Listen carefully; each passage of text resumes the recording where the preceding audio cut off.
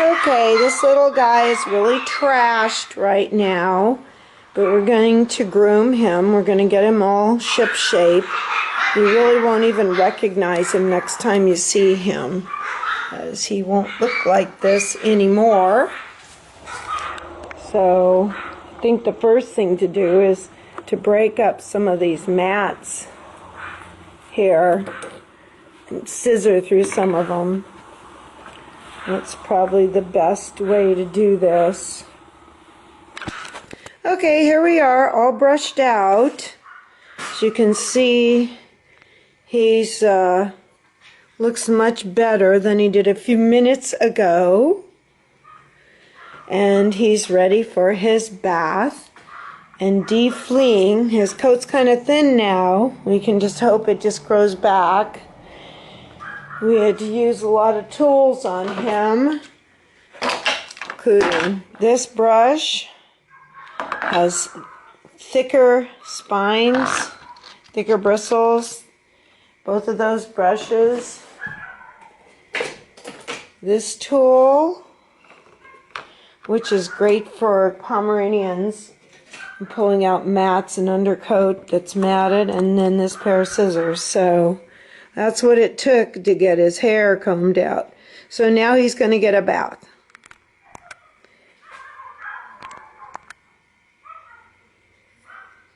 Now that Bryce is wet, you can see the fleas and the flea dirt. The black spots are dirt, and there's probably a flea right there, yeah, crawling around.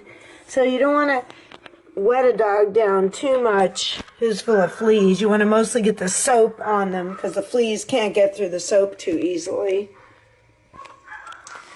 Okay, now we're soapy. This little guy has had Scratch X, which I don't know if it works or not. Most flea and tick shampoos don't really work, but it slows the fleas down. And then I use chlorhexaderm because they usually have skin trouble, scaly, icky skin, so this helps with that, makes them feel better. So I like to give them a good 5 minutes. Even if it doesn't kill the fleas, it slows them down sufficiently where I can pinch them off one by one, which is what I'm going to do. So next step will be drying. Okay, now we're rinsed. There's still some fleas bopping around, so we're going to use this type of cream rinse. And the reason is it makes the coat really slick, and it's a really good conditioner. You can buy it separately, or you get it with hair dye, but it's the best to use for this kind of thing.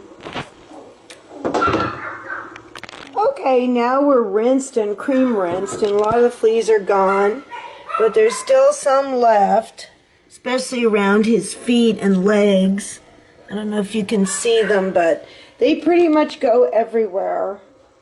Their back, their sides, their butt, their head, their ears, their feet, and you just got to pick them all off. I believe in picking every flea off you can find, because then you know they're dead. Otherwise, with most flea products, the fleas will just wake up a little later. Sometimes not, but do you really want to chance it? I always end up picking some live ones off, no matter how many flea products I use. So normally I would dry him on the table, on the grooming table, but I am going to dry him in the tub with the high velocity dryer. Okay, this is the high velocity dryer.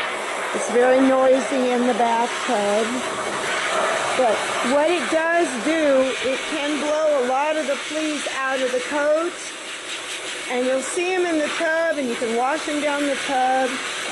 So this is a really good way to do it. It's not so great to do it on your grooming table, because then there's a flea right there, see? Then you blow fleas all over your grooming area.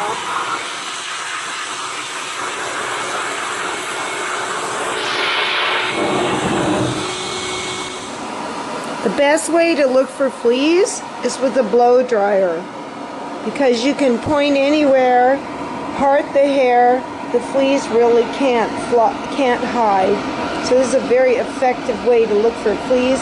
When you find one, you just stop what you're doing, pick it out, pull it out of the hair. Okay, here we are, all cleaned up. Get me, sweetheart. He's squinting a little bit, so when he goes to the vet, we'll see what's bothering him in his eye. But he looks a lot better. His coat's clean, picked off all the fleas, put Advantage on him, trimmed up his little feet, got rid of all the mats and tangles. Hello. Are you ready to party, little boy? Okay, he's a handsome little guy.